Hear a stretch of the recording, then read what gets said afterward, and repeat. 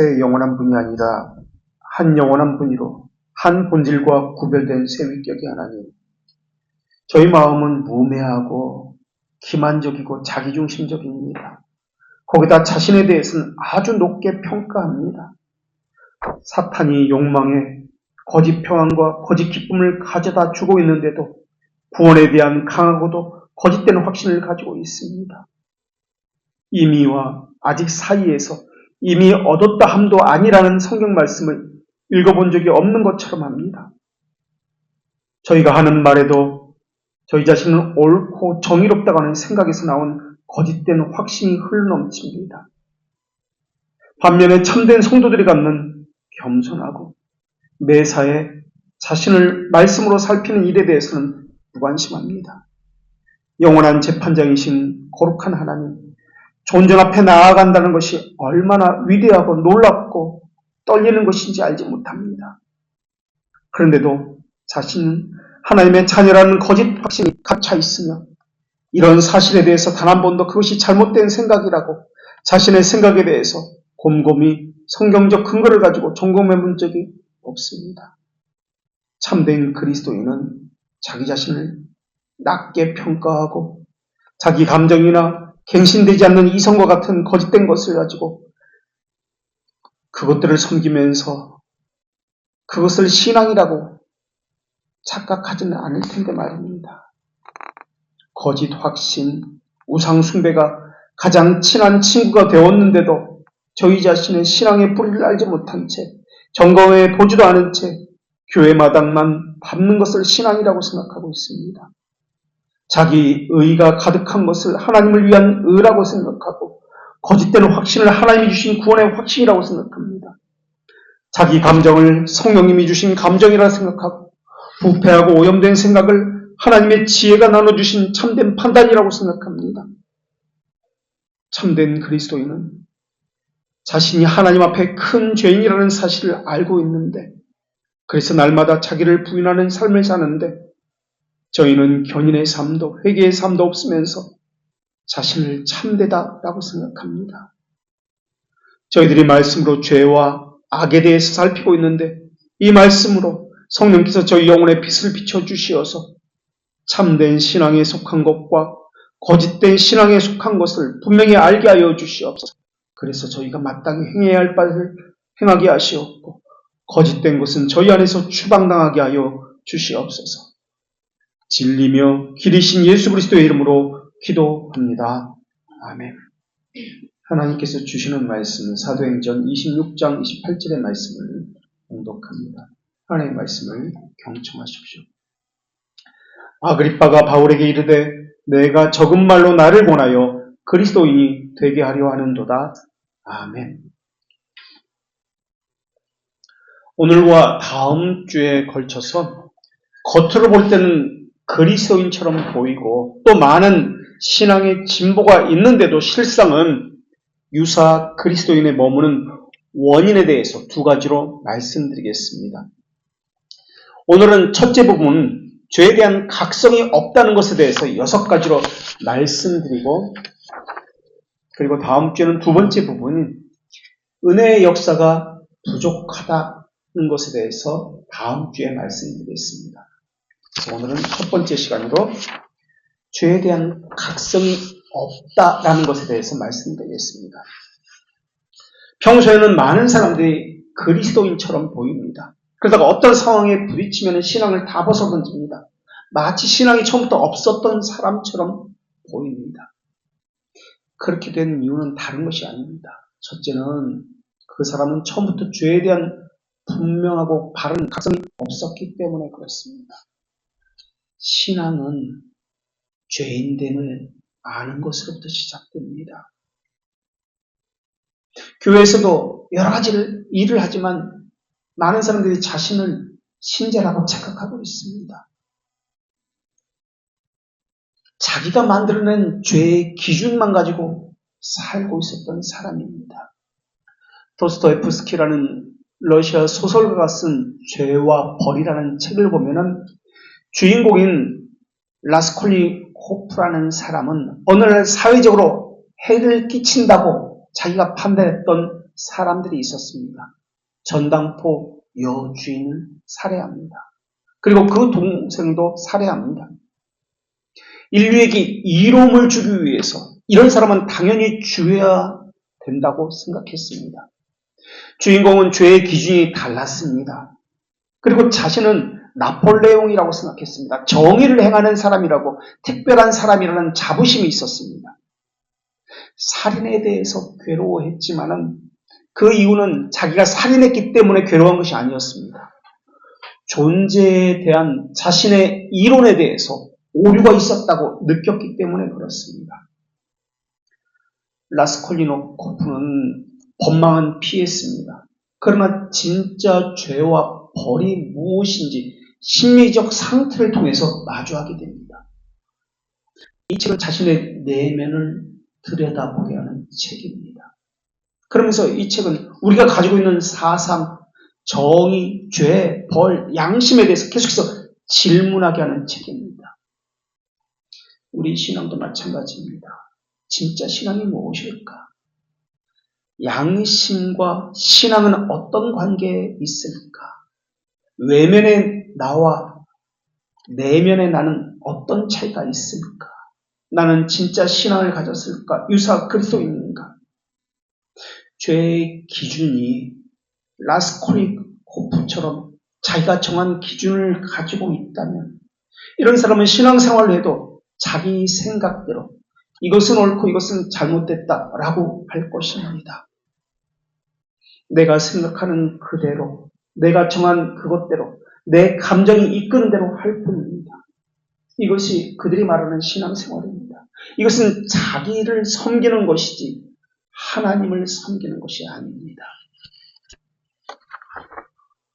숨겨진 하나님의 섭리적 뜻, 이것은 우리가 알 수가 없습니다. 이것은 명시적 뜻이라고 합니다. 그러나 성경에 분명히 기록된 교훈적 뜻이 있습니다. 이것을 교시적 뜻이라고 합니다. 성경에 명백하게 기록된 하나님의 뜻입니다. 이것은 우리가 알 수가 있습니다. 그 대표적인 것이 십계명입니다. 십계명은 우리 삶의 절대적인 잣대로 주어진 하나님의 명령의 뜻입니다. 주기도문도 마찬가지입니다만 첫째 계명은 둘째 계명에 종속되어 있습니다. 그런데 사람들은 자기 감정이 좋아서 열심히 내는 것을 보고 겉모습만 보고 저 사람은 좋은 신앙을 가졌다라고 칭찬을 합니다. 그것이 신자의 본 모습일까요? 신자는 무엇하는 사람입니까? 어떤 것을 전제로 출발합니까? 회개의 삶을 사는 사람. 그러니까 회개라는 것은 죄에 대한 분명한 기준이 있다는 뜻입니다. 죄에 대한 각성으로부터 신앙이 출발합니다. 하이델베르크 교리문답에서 신앙생활을 세 가지로 요약하면서 하이델베르크 교리문답을 시작합니다. 첫째, 내 죄, 거기서 나오는 비참함이 얼마나 큰지 그 심각성을 아는 것이고, 첫째는 죄에 대한 심각성을 아는 것이고, 둘째는 어떻게 내 모든 죄와 비참함에서 어떻게 구원받는지 아는 것이고, 어떻게 죄와 비참함에서 구원받는지 아는 것이고, 세 번째는 그 구원에 대해서 내가 어떻게 하나님께 감사해야 할지 아는 것이라고 말하고 있습니다. 이것이 하이델베르크 교리문답 2문의 가르침입니다. 이 세 가지 문제를 가지고 하이델베르크 전체를 풀어갑니다. 그러니까 자기 죄와 자기에 대한 비참함을 알지 못하면 신앙생활이란 없다라는 것을 전제로 이야기합니다. 거기서 출발합니다. 자기 죄가 무엇인지, 비참함이 무엇인지, 거기서 어떻게 구원받는지, 그 구원에 대해서 어떻게 감사해야 하는지, 이런 사람을 그리스도인이라고 이야기합니다.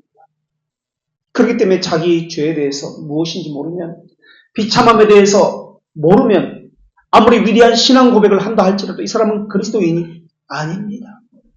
그래서 신자라면은 자기 죄에 대해서, 그 죄로부터 오는 비참함에 대해서 분명한 인식이 있습니다. 인식은 고백으로 말로만 나타나는 것이 아니라 자기를 부인하는 삶으로 나타납니다. 얼마 전에 제게 이런 일이 있었는데 저는 기차를 계속 타고 다니면서 기억하기 쉽도록 몇 년 동안 같은 시간대, 같은 기차, 같은 자리, 5차 55번, 55자리 항상 듣습니다. 근데 어떤 사람이 오더니 자기 자리라고 이야기하는 겁니다. 저는 나는 옳다, 당신 틀렸다, 당신 착각했다라는 이제 교만한 표정을 짓고 좌석들을 당당하게 보여줬습니다. 그랬더니 그 사람은 여기는 6호차입니다 그러는 거예요. 항상 5칸짜리 기차가 왔기 때문에 저는 이 자리가 맞다고 생각했는데 그날따라 6칸짜리 기차가 온 겁니다. 얼른 죄송하다고 자리를 옮긴 적이 있습니다. 나는 내가 옳다고만 생각했지 제가 틀렸다는 것에 대해서 전혀 의심해 본 적이 없었습니다. 자기가 옳다는 확신이 있다면 눈이 가려워져 있습니다. 이성이 고정되어서 자기를 살피지 못했다라는 것을 그때서 깨닫게 되었습니다. 사람은 성령의 역사가 아니어도 사울왕이나 가룟유다처럼 본성적으로만, 이성적으로만 죄를 뉘우칠 수도 있습니다. 이성적인 죄의 각성은 모든 인간에게 있습니다. 이것은 자연적인 양심의 작용에서 나온 것입니다. 이런 거 말고 영적인 각성이 있습니다. 이것은 하나님께서 말씀으로 죄인의 마음에 역사하는 작용입니다. 이러한 영적인 각성이 있을 때 나타나는 것이 신자의 모습입니다. 자신의 죄에 대해서, 죄의 그 심각성에 대해서, 더러움에 대해서 인식하게 됩니다. 두렵고 비참한 상태에 대한 인식이 양심에 자리 잡게 됩니다. 그 양심에 그 죄에 대한 더러운 비참함, 절망감이 자리 잡게 되면 두려움과 공포가 마음에 자리 잡게 됩니다. 이것이 바르고 건전한 죄의 각성입니다. 이것이 있어야 신앙이 시작됩니다. 이것이 없으면 성도의 교제는 다른 것, 잘못된 것을 나눌 것입니다. 삶을 나누는 것도 의미가 없습니다. 그렇다면 이런 의문을 가질 것입니다. 그렇다면 내가 죄에 대한 각성을 했는데 이것은 자연적인 양심으로부터 각성된 것입니까? 아니면 하나님의 영으로 말미암은 것입니까? 어떻게 알 수 있습니까? 이제부터 이 두 가지 차이점에 대해서 6가지로 말씀드리겠습니다. 그것이 하나님으로부터 온 죄에 대한 각성인지 아니면 일반적인 자연적 양심에서 가져온 죄의 각성인지 말입니다. 첫 번째, 이 뚜렷한 차이점은 영적인 죄의 자각은 은밀한 것을 포함합니다. 어떤 면에서 영적 자각은 겉으로 드러나는 것보다도 더 내면의 것을 더 중시합니다. 자연적인 양심은 자연적인 빛에 거슬리는 죄를 말하기 때문에 사람들이 겉으로 보이는 것만 가지고 인식합니다. 왜냐하면 자연적인 양심은 자연의 빛 이상으로 나아갈 수 없기 때문에 그렇습니다. 자연적인 양심은 갱신되지 않는 양심이기 때문에 성령께서 역사하시는 것과는 전혀 다릅니다. 성령께서 역사하시는 것은 내면에 은밀하게 숨겨진 동기, 원인에 대해서 말씀합니다. 그러나 자연적인 양심은 이 내면의 것, 원인에 대해서, 숨겨진 것에 대해서 알지 못하고 무감각합니다. 그저 겉으로 드러난 형식, 문자만 가지고 이야기합니다. 이것이 자연적인 양심입니다. 그러나 영적인 죄의 각성은 숨겨진 것, 내적인 것, 드러나지 않은 것, 비밀스러운 죄에 관한 것을 가지고 말씀합니다. 다른 사람은 알지 못합니다. 자기만 아는 그 죄, 고통스럽습니다. 이 문제를 가지고 하나님 앞에 나아가 회개하고 철저하게 하나님 앞에서 절망감을 맛봅니다. 그렇기 때문에 자신의 괴로워하는 문제가 무엇인지, 이 죄의 문제가 외적인 것에 불과한지 아니면 내적인 것도 포함되고 있는지 그것을 보면 이 사람이 가진 신앙이 어떤 것인지를 알 수 있습니다. 나는 무엇에 더 관심을 갖습니까? 자기 안에 숨겨져 있는 욕망, 내적인 것, 영적인 죄에 대해서 관심을 갖고 있습니까? 내적인 것에 관심을 가지고 그것 때문에 고통스러워한다는 그것은 성령께서 역사하신 분명한 표현입니다. 왜냐하면 내적인 문제는 죄에 대해서 분노하시는 하나님의 거룩하심과 관련되어 있기 때문에 그렇습니다. 그래서 항상 죄의 문제는 하나님의 속성, 이것과 관련되어 함께 봐야 합니다.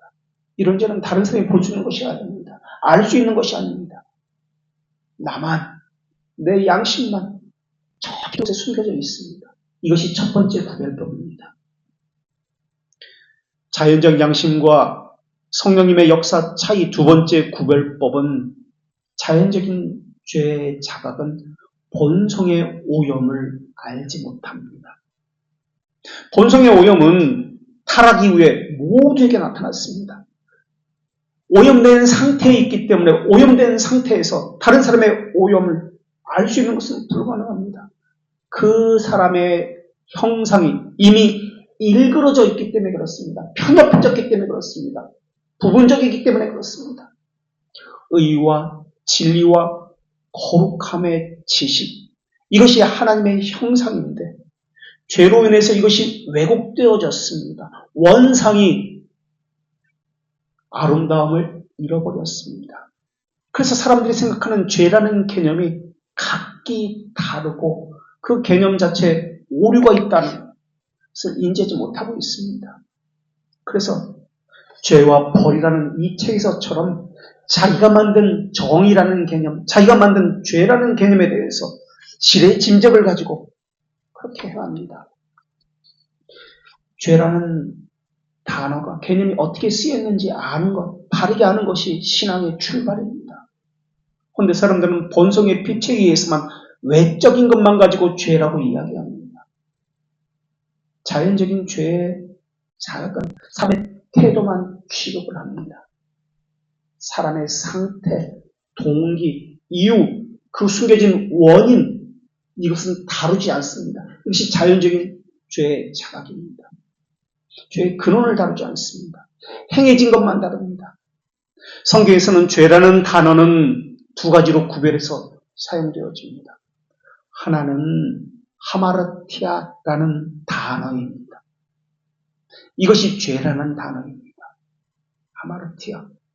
또 다른 하나는 범죄라는 의미의 파라바시스라는 단어입니다. 범죄라는 단어 파라바시스, 이것은 악한 행실을 하는 형식적 측면을 이야기합니다. 계명을 위반하는 것과 같은 것입니다. 율법을 어겼을 때 파라바시스, 범죄라는 이 단어를 씁니다. 그러나 영적인 죄의 각성은 죄의 근원을 다룹니다. 이게 성경에서 말하는 죄라는 개념입니다. 하마르티아라는 개념. 이것이 죄라는 개념입니다. 그래서 신앙을 이야기할 때는 원죄부터 이야기합니다. 죄에 오염됐다라는 것부터 이야기합니다. 생활 속의 죄는 물론이고 마음속에 숨겨진 죄, 우리 속에 잉태된 죄, 이것을 다룹니다. 사람은 죄와 악을 혼돈하고 있습니다. 부도덕한 것, 정직하지 못한 것을 죄라고 생각합니다. 이것은 죄가 아니라 악이라고 해야 합니다. 사과나무가 있다면 그 뿌리가 있고 거기서부터 줄기가 나오고 잎사귀가 나오고 꽃이 피고 사과라는 열매가 맺습니다. 죄라는 뿌리가 있고 거기서부터 악이 맺히는 겁니다. 거기서부터 꽃이 피고 열매가 맺기 때문에 죄라는 것이 해결되지 않고는 항상 동일합니다. 악의 증상만 맺게 되어 있습니다. 그래서 갱신되지 않는 사람은 원죄를 말하지 않습니다. 겉으로 드러나는 미움, 분노, 게으름 이런 것만 가지고 심각하게 이야기합니다. 정작 그 모든 것에 악의 원인이 되는 죄에 대해서는 무관심합니다.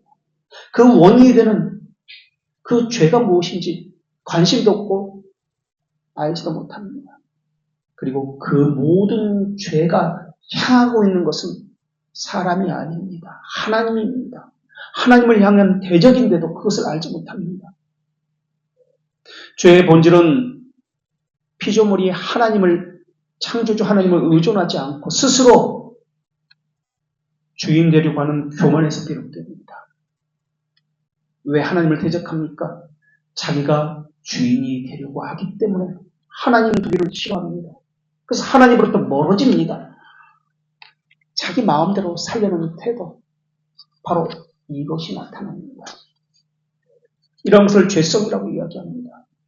이런 죄의 성향은 자연스러운 행위를 통해서 표출됩니다. 이런 것을 원죄라고 하는데, 이것이 궁극적으로 말하고자 하는 것은 하나님을 향한 대적이기 때문에 하나님과의 관계 단절로 나타납니다. 그래서 하나님과 교제하는 것이 싫어집니다. 하나님과 바른 관계가 깨어지고 진리를 거짓으로 바꾸고 창조주 대신 피조물을 섬깁니다. 자기 이성을 섬기고 자기 판단을 섬기고 자기 감정, 정욕과 탐욕대로 살아갑니다.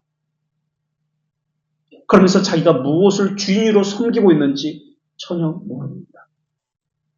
여기서 불순종, 불신앙이 나타납니다. 자기와 부자기의 죄를 저지릅니다. 죄라는 뿌리가 해결되지 않으면, 죽지 않으면 악이라는 열매는 끊임없이 맺힐 것이기 때문에 우리는 악의 뿌리인 이 죄에 대해서 관심을 가져야 합니다.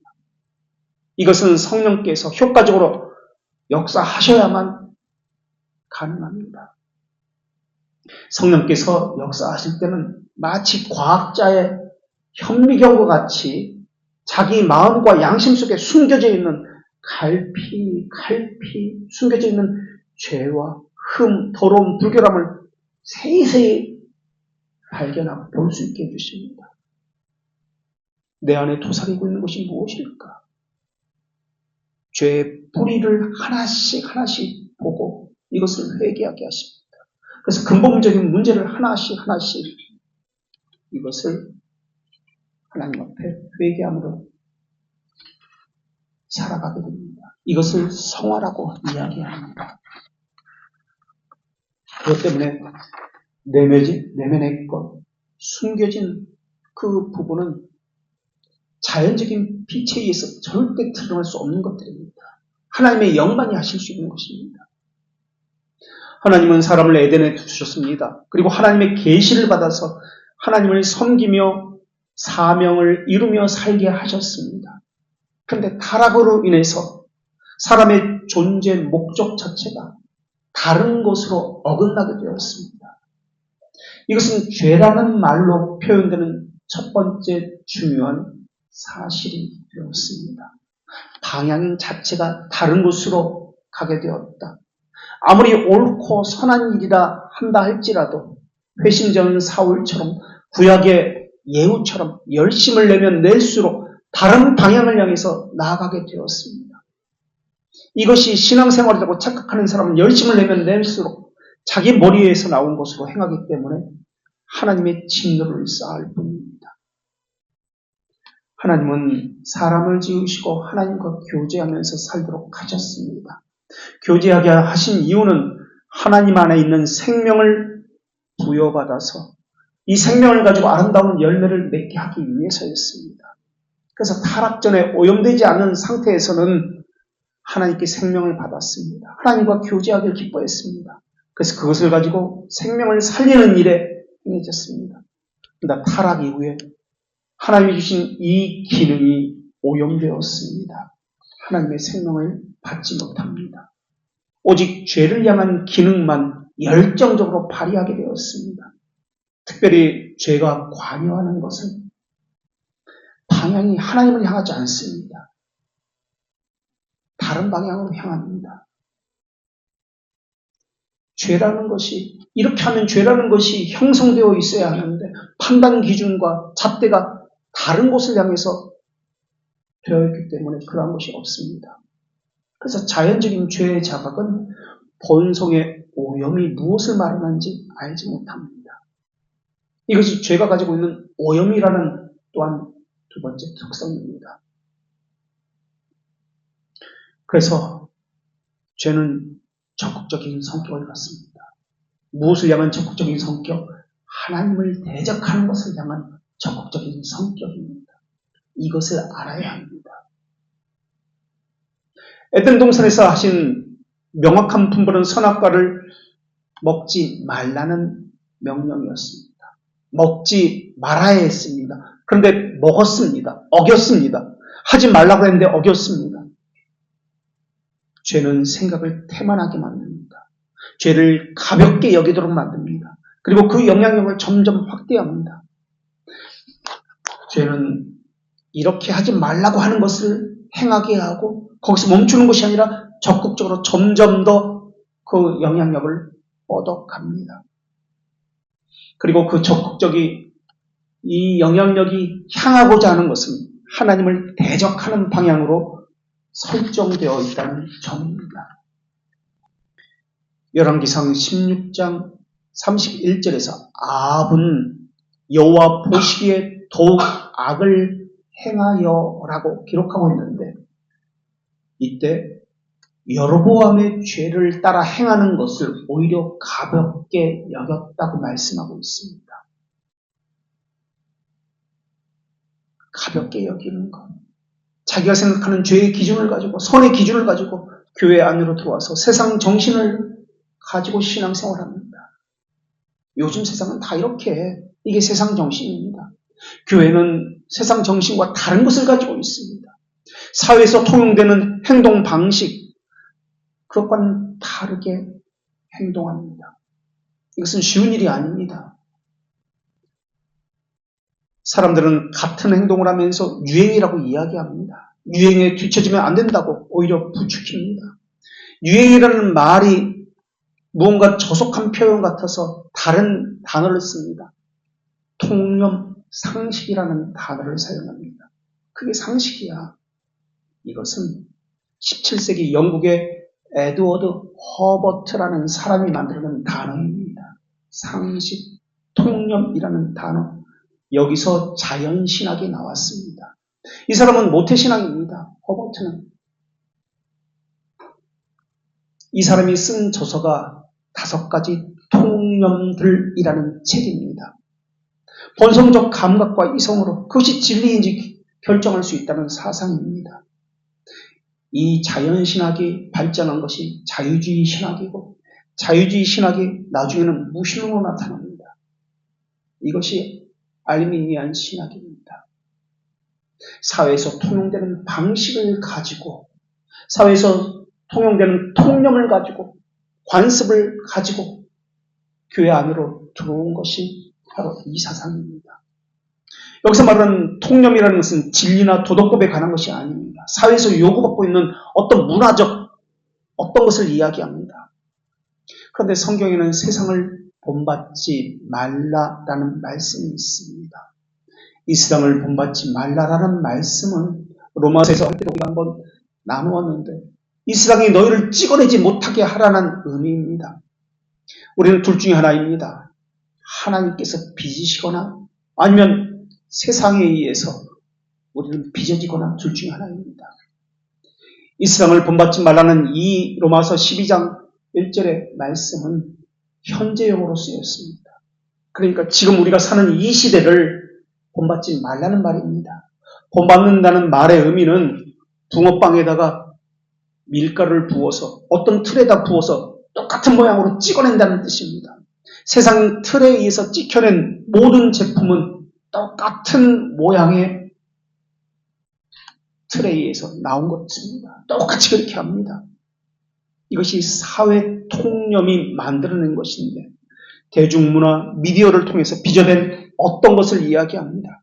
자기도 알지 못하는 사이에 세상의 요구에 의해서 살도록 강요받고 있습니다.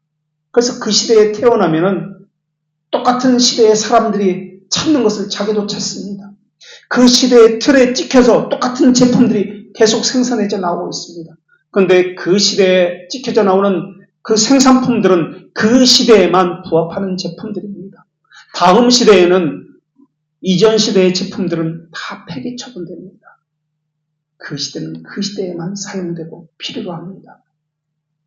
그래서 이전에 사용되던 그 제품들은 퇴물, 꼰대라는 이름으로 불립니다. 불필요한 존재처럼 가치가 없다고 무시당합니다. 세상에 찍혀진 제품들, 그러한 사람들은 카멜레온처럼 상황적 요구를 따라서 색깔을 맞추어 살다가 그 사람도 시간이 되면 폐기물이 되어서 그렇게 죽습니다. 거기에는 이 세상의 틀에 의해서 찍혀진 똑같은 존재만 있습니다. 그런데 하나님은 돌트레이트 1장 7항에서 우리가 이미 배운 것처럼 우리를 선택할 때 물질로서 존재물인 휴머니로서 선택한 것이 아니라고 배웠습니다. 인격으로서 퍼슨으로서 우리를 선택했다고 말씀드렸습니다. 그러니까 우리 신앙은 물질로서 존재물이 아니라 인격적 존재로서 신앙을 가져야 한다는 말입니다. 하나님의 인격 존재로서 관계를 맺는 것 물론이고요. 사람과의 관계도 인격적 존재를 맺습니다. 존재물로서의 휴먼이 아니라 인격 존재로서의 퍼슨의 관계입니다. 이것이 신앙입니다. 결국 이 세상을 본받지 말라는 말은 이 세상을 본받지 말라는 의미가 아니라 이 세상과 같은 모양으로 찍혀서 그들의 가치관을 따라 살지 말라는 말입니다. 세상은 사람을 하나의 존재물, 도구로 생각할 뿐입니다. 그것은 세상 정신이지 신앙의 정신이 아닙니다. 많은 사람들이 신앙의 길을 걷고 있으면서 무엇을 통해서 하나님께 영광을 돌린다고 하는 생각들을 가지고 있는데 너무나 뜬구름 잡는 것 같습니다. 세상 정신을 가지고 살아가면서 그것을 신앙이라고 생각합니다. 세상을 본받지 말라라는 것은 세상을 본받지 말고 자기를 부인하라는 뜻입니다. 그것이 신앙이라는 뜻입니다. 그런데 그렇게 하지 않습니다. 세상 방식을 거슬러 살아가야 하는데 그렇게 하지 않고 세상 정신으로 살아갑니다. 세상 정신으로 살아가면서 이것을 신앙생활이라고 착각하고 있습니다. 개혁신앙은 신앙은 특징이 견인이라고 말씀드렸습니다. 참는 것, 기다리는 것, 이해되지 않아도 묵묵히 순종하는 신앙, 이것이 신앙이라고 말씀드렸습니다. 따지고 이해시켜 주는 것, 이것은 신앙이 아닙니다. 생각이 태만해진 신자는 죄에 대한 심각성도 상실되어집니다. 죄의 유혹과 속임에 쉽게 넘어집니다. 마귀는 광명의 천사로 다가옵니다.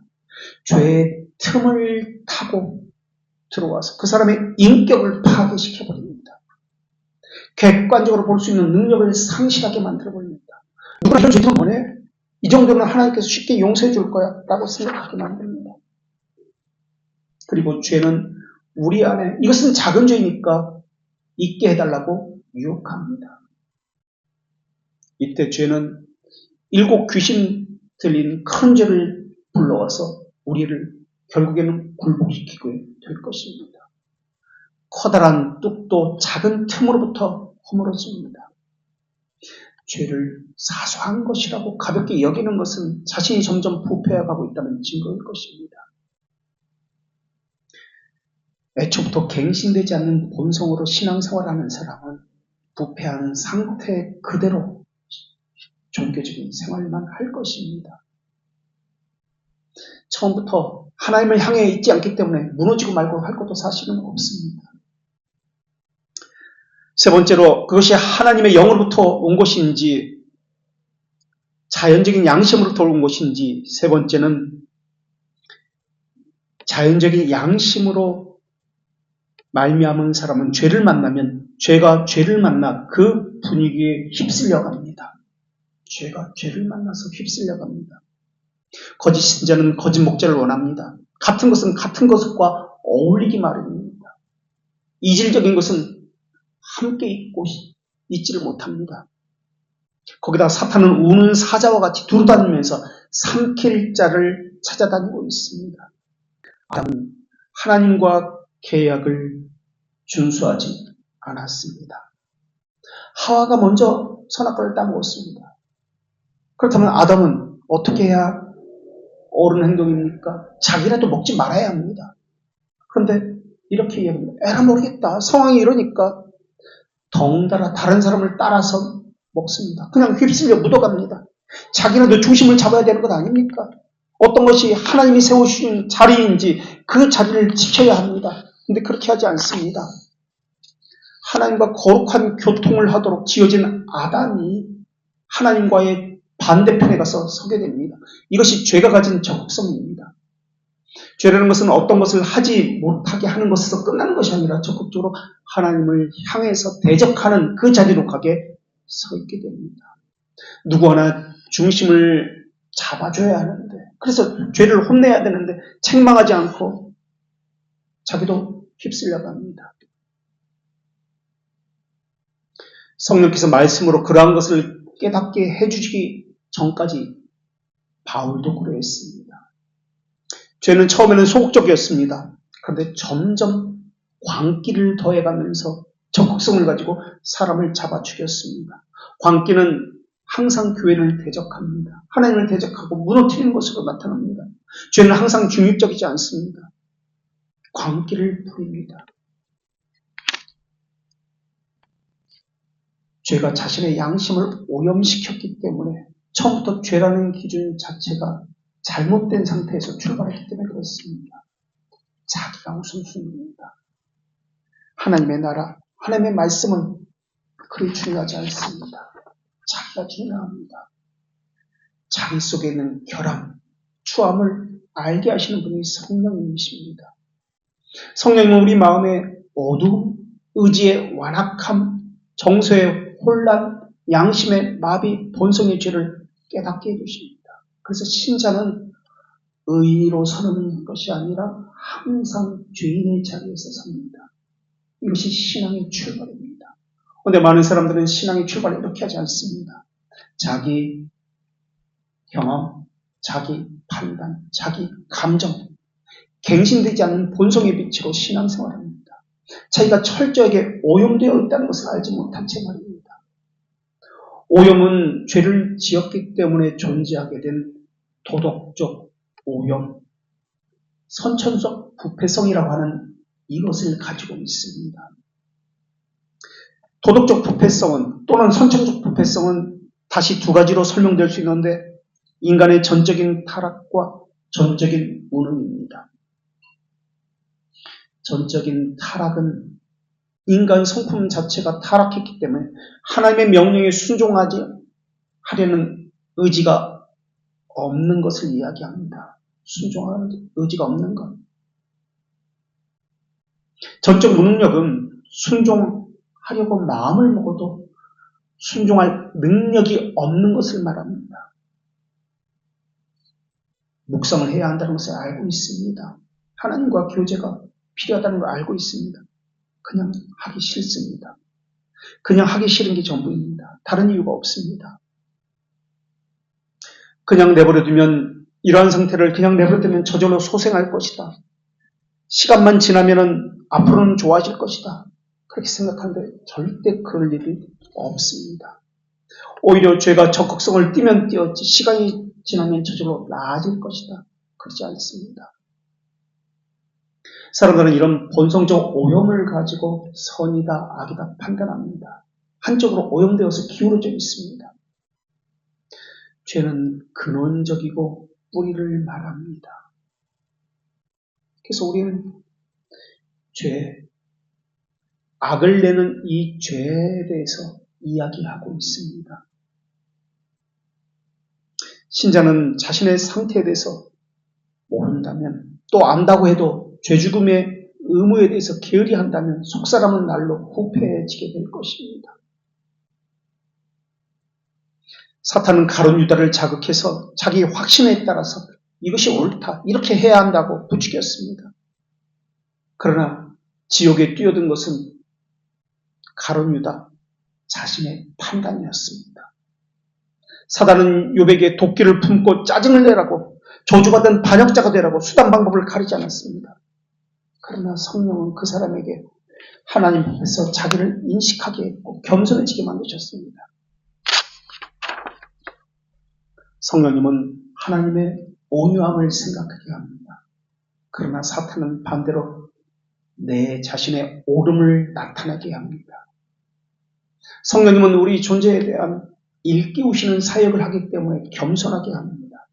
그러나 죄는 우리를 속이는 사역을 하기 때문에 우리를 교만하게 합니다. 성령님은 복음의 빛이 우리 자신에 대한 더 깊은 지식으로 점점 이끌어갑니다. 주님을 아는 지식이 충만한 영광으로 나타날 때까지 계속 그렇게 우리를 낮추고 비참하다는 것을 깨닫게 합니다. 잘할 곳이 없게 합니다. 그러나 사탄은 우리의 연약함을 알고 있지만 우울증과 같은 신체적 기질에 작용해서 하나님의 의무를 하지 못하게 합니다. 숨겨져 있던 교만을 공격합니다. 폭력으로 작용하게 합니다.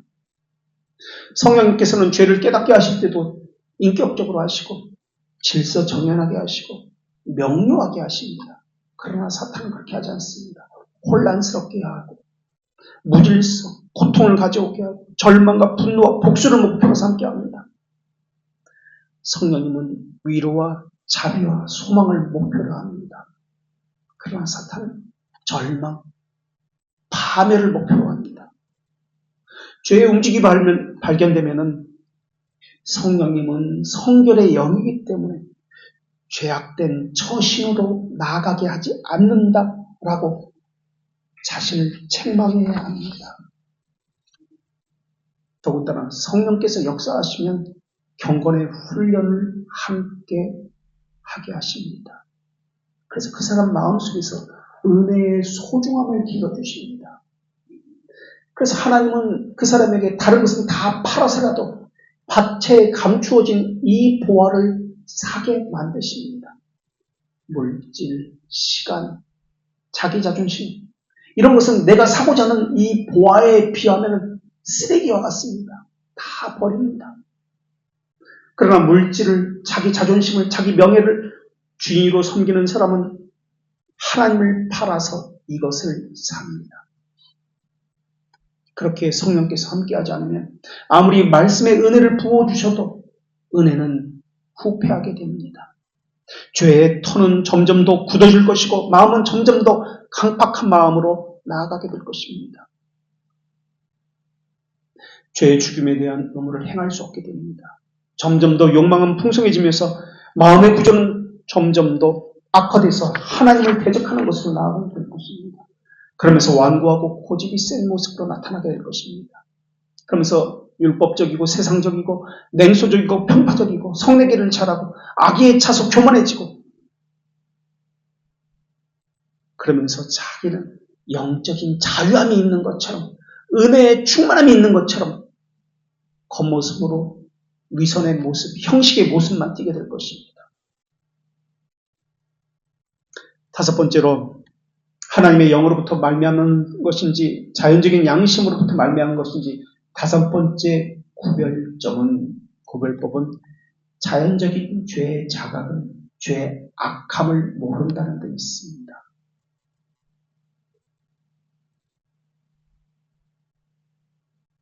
자연적인 죄의 자각은 영혼으로 하여금 죄 안에 있는 죄보다도 죄로 말미암아서 나온 악을 더 잘 발견하게 만듭니다. 그래서 이들은 탁월합니다. 겉으로 드러난 열매, 이것에 대해서 관심을 갖습니다. 성령님은 죄를 발견하게 하실 때 이 사람은 죄가 아니라 악을 발견하는 탁월합니다. 다른 사람보다 더 예민합니다. 그런데 성령님은 드러난 악도 악이지만 숨겨진 죄에 대해서 더 깊이 깨닫게 하십니다. 죄의 악함에 대해서 이 사람들은 관심이 없습니다. 영적인 죄의 자각은 죄로 인해서 나오는 악보다도 죄 안에 숨겨져 있는 죄에 대해서 민감하게 작용합니다. 하나님께 불명예 끼친 것, 그리스도의 마음에 드리는 상처, 성령의 슬픔, 이런 것 때문에 고통스러워합니다. 자연적인 죄의 자각은 일시적이고 표면적입니다. 그렇기 때문에 죄의 자각은, 자연적인 죄의 자각은 잠시 후면은 사라지고 맙니다. 마치 살짝 피부를 무엇에 베인 것처럼 당장은 피가 조금 나오고 아플 수 있지만 며칠 지나면 아무렇지도 않은 것과 마찬가지입니다. 그러나 영적인 죄의 자국은 쉽게 사라지지 않습니다. 지속되는 고통이 있습니다. 죄인이 변화하기까지 그 고통은 그 영혼 안에 머물러 있기 때문에 그렇습니다. 뼈에까지 파고드는 깊은 상처와 같은 것, 이것이 성령께서 역사하시는 죄에 대한 자각입니다. 그 상처는 성령님의 위대한 능력 없이는 치유가 될 수 없는 그런 상처입니다.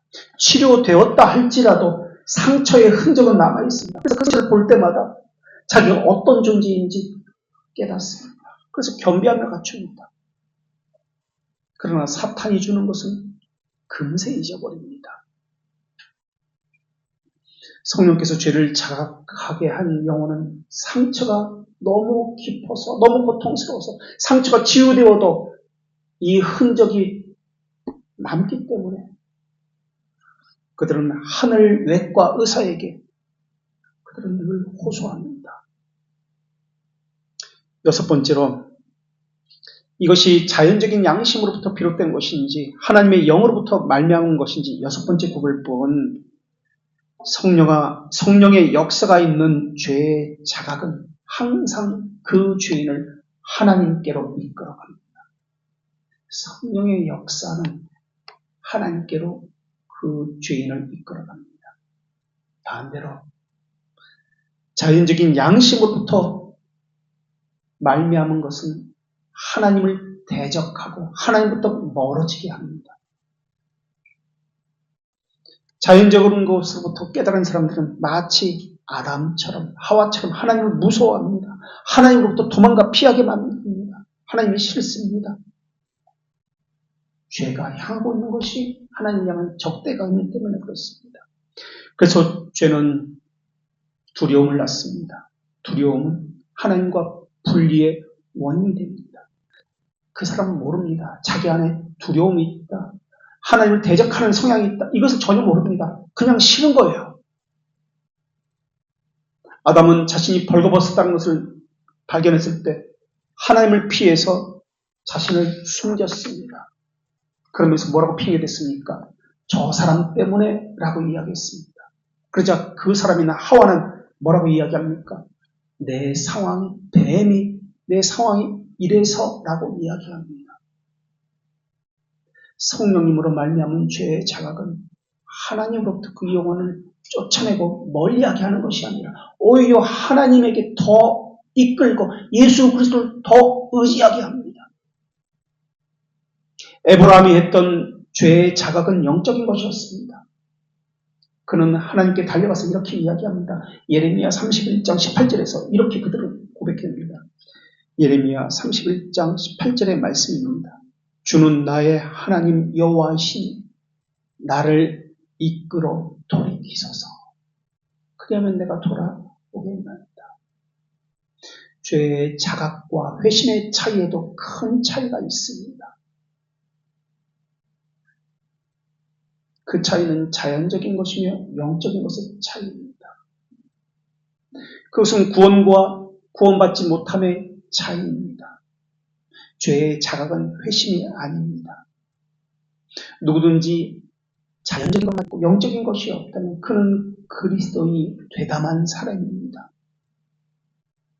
지금까지 말씀드렸던 6가지에 대해서 나는 어디에 속한 사람인지 스스로 점검해 봐야 합니다. 나는 그리스도인인지 아니면 거짓된 신앙을 가지고 그리스도인이라 착각한 유사 그리스도인인지 말입니다. 사람은 몰라도 그 사람이 어떤 존재인지 하나님은 알고 계십니다. 죄인이 죄를 자각하기 전에는 그 죄에서 돌아설 수 없습니다. 성령님은 죄인인 그 사람을 죄를 자각하기 시켜주기 위해서 이 땅에 오셨습니다. 죄를 철저하게 발견하기 전에는 그리스도의 보혈의 공로를 요구할 수 없습니다. 그렇기 때문에 죄에 대한 심각성을 인지하지 못하는 사람은 그리스도도 발견할 수 없습니다. 더 많이 아프지 않는 사람은 의사를 전심으로 찾지 않게 됩니다. 죽을 만큼 아파야, 진짜 죽어봐야 만사를 제쳐두고 병원을 찾습니다. 물질, 시간, 다른 것, 그때는 다 뒤로 젖혀둡니다. 마찬가지로 숨겨진 죄는 모르고 드러난 일반적인 죄의 자각만, 겉모습에만 머물게 된다면 예수 그리스도를 필요하지 않게 됩니다. 자기가 고칠 수 있다고 생각하기 때문에 그렇습니다. 이런 위선으로 교회가 가득 채워진다면 그것은 교회가 아니라 사단의 회당입니다. 이것을 위선의 셈이면서 배도의 셈이라고 불려지게 될 것입니다. 배도자들이 모인 곳입니다. 이것을 교회라고 하지 않습니다. 씨 뿌리는 부유에서 씨가 말라져 버린 이유가 무엇 때문에 그렇습니까? 돌밭이나 바위 위에 씨가 뿌려졌기 때문에 그렇습니다. 씨의 문제가 아니라 밭의 문제였습니다. 흙이 두터운 곳에 떨어진 말씀의 씨는 잘 자랐습니다. 그러나 바위 위에 떨어진 씨는 자라지 못했습니다. 일반적인 죄의 자각이 있는 곳에는 씨가 뿌리를 내리지 못합니다. 말라버립니다. 뿌리가 없는 나무는 자랄 수 없습니다. 그리고 그 뿌리가 생명의 뿌리인지 죄의 뿌리인지 사망의 뿌리인지 이것은 또 다릅니다. 이런 이들은 은혜의 형식만 있고 실제는 없습니다.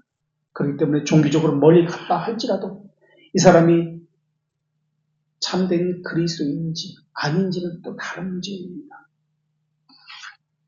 기도하겠습니다. 삼위 동질의 하나님, 저희의 미움, 분노는 사라지지 않는데 하나님을 향한 인내는 전혀 없는 것처럼 얼마나 빨리 사라지는지 모릅니다. 저희를 정죄에 빠뜨리기 위한 마귀의 모든 관심과 수고와 소망은 쉽게 꺼지지 않고 집요하게 지속되어지는데 이것을 벗어날 수 있도록 주신 하나님의 은혜를 붙드는 저희의 노력과 소망은 너무나 쉽게 꺼져버립니다. 그러면서 아담과 하와가 그랬던 것처럼 저 사람 때문이다, 저 상황 때문이다, 다른 것을 핑계 삼아 자신을 위로하고 옳다라고 이야기하고 있습니다. 말로는 하나님의 뜻이 이루어지기를 기도하고 있지만 그것의 실상은 거짓입니다. 마귀의 뜻이 이루어지도록 살고 있습니다. 말로는 하나님을 영원토록 즐거워한다고 말을 하고 있지만 저희의 실상은 마귀를 즐겁게 하기 위해서 사는 것처럼 보입니다. 그것이 죄라는 것, 그것은 무시해도 되는 문제라고 하는 것은 누가 정해주는 것입니까? 저희가 아니라 하나님이 정하시는 것 아닙니까? 그런데 저희는 타락한 감정, 부패한 이성을 가지고 저희 생각이 옳다라고 항상 이야기합니다. 그러면서 저희의 강팍한 마음을 깨우려고 보내주시는 성령님의 말씀은 거부합니다. 최소한의 이성이라도 사용하라는 그 말씀, 모든 냉철함을 불붙는 저희의 마음으로 다 없애버리고 있습니다. 탐욕에 대한 충동은 일어나고 거짓에 대한 치달음은 계속되어지고 있는데 이 불을 끌만한 능력이 저희에게 없습니다. 하나님에 대한 진리를 알고 싶어 하지 않습니다. 그저 육적 계획을 세우면서 종교적 탐화로서 징질시킬 수 있다고 생각할 뿐입니다. 피곤하고 공고한데도 안식을 찾지 못합니다. 다른 곳에서 찾으려고 하고 있습니다. 주님 안에서만 안식을 찾을 수 있다고 하신 그 말씀이 저희에게서 이루어지게 하여 주시옵소서. 헛되고 허탄한 것을 더 이상 추종하지 않게 하시옵고 이제로부터라도 저희 자신을 다 버린다는 것이 무엇인지 바르게 알게 하여 주시옵고 처음부터 신앙의 기초부터 하나씩 배우며 밟아 나가게 하여 주시옵소서. 참된 진리이며 길이신 예수 그리스도의 이름으로 기도합니다. 아멘.